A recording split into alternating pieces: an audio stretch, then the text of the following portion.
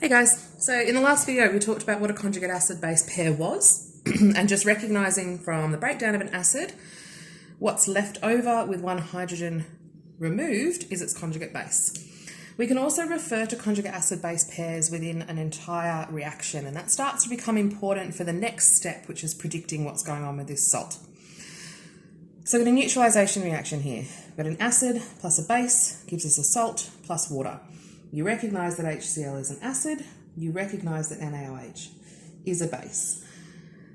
So that means that in this reaction we've got a few conjugate acid-base pairs or conjugate base-acid pairs in both the forward and the reverse reaction. So recognising that HCl is an acid. We said last video that the removal of that H plus leaves Cl minus, and we're referring to that as a conjugate base because it has the ability to interact with hydrogen ions in some way. NaOH, so this is our conjugate acid, this is our acid conjugate base in the forward direction. NaOH is a base. So similarly to the acid conjugate base pair, the base conjugate acid pair, we remove the OH. So what we're left over with is Na plus, and we would refer to that as a base slash conjugate acid.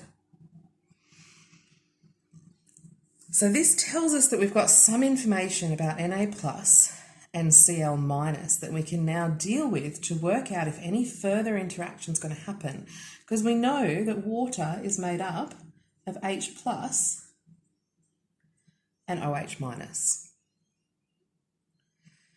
So this takes us into talking a little bit about strength. Strength of conjugates based on the strength of what we refer to as the parent acid and base. So HCl. HCl we should be recognising is a strong acid.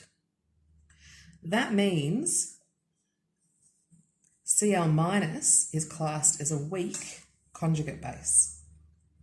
NaOH is a strong base, which means Na plus is characterised as a weak conjugate acid.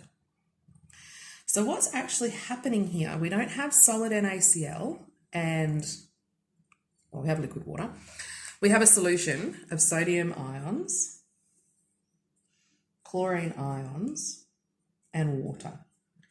And what we're trying to work out by looking at these conjugates, we're trying to work out if either of them is strong enough to interact with the water in some way to either remove a hydrogen from it or donate a hydrogen to it.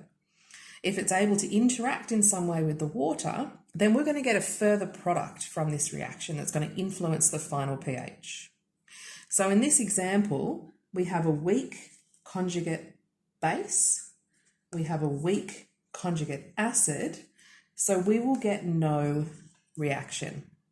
And that means that the resulting pH of the solution that forms between a strong acid and a strong base is pretty much neutral. Okay? So there's a couple of steps that you're following here to be able to say the pH of the resultant solution for this reaction will be neutral. You're recognising strong acid, strong base. You're further recognising conjugate base, conjugate acid. They are weak because they're given off by something strong.